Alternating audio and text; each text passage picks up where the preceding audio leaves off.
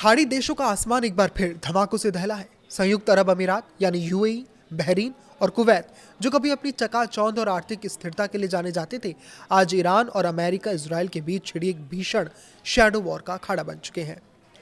ये कहानी केवल कुछ धमाकों की नहीं, बल्कि एक क्षेत्रीय महायुद्ध के आहट की है, जिसने पूरी दुनिया की ऊर्जा सप्लाई लाइन को खतरे में डाल दिया है। इस तनावपूर्ण अध्याय की शुरुआत अबू धाबी के आसमान से हुई।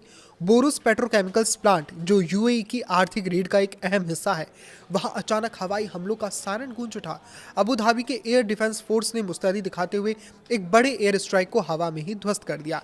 लेकिन युद्ध की नियति देखिए कि नाकाम किए गए हमले का मलबा भी तबाही का सबब बन गया।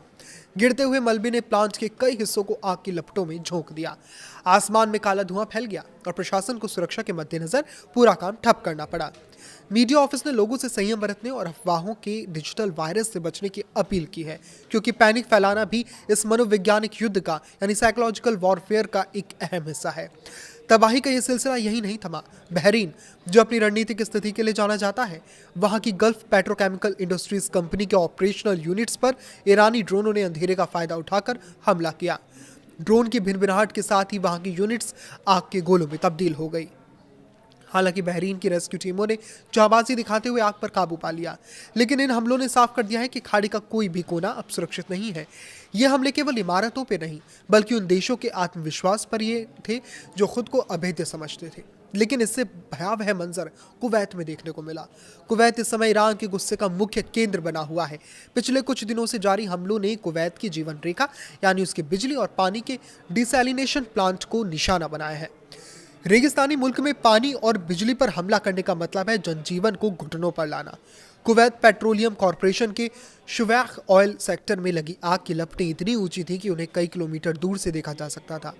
पूरी रात कुवैत के लोग ड्रोन के धमाकों और आसमान में जलती रोशनी के बीच जागते रहे।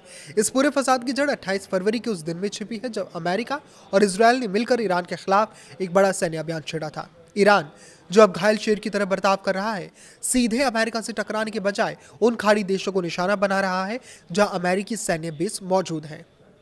ईरान का संदेश साफ है, अगर उसकी धरती पर हमला होगा तो वो पूरे खाड़ी क्षेत्र को आग की भट्टी बना देगा। आज ये देश किसी की गलती का खामियाजा भुगत रहे हैं। पेट्रोकेमिकल प्लांट्स का रुकना, तेल रिफाइनरियों पर जलना और पानी के प्लांट का तबाह होना केवल स्थानीय समस्या नहीं, बल्कि ये ग्लोबल इकोनॉमी के लिए खतरे की घंटी है। दुनिया अब इस डर में जी रही है कि कहीं ये चिंगारी एक ऐसे विश्व युद्ध का रूप ना ले ले जिसकी तपिश से कोई भी बच ना पाए। फिलहाल खाड़ी देश अपने जख्मों को गिन रहे हैं और दुनिया शांति की दुआ कर रही है, पर बारूद के इस ढेर पर शांति अभी कोसों दूर नजर आती है। इस पर आपकी क्या राय है, मैं कमेंट करके जरूर बताएं। लाइक करें, शेयर करें और इसी तरह जुड़े रहें। नमस्कार।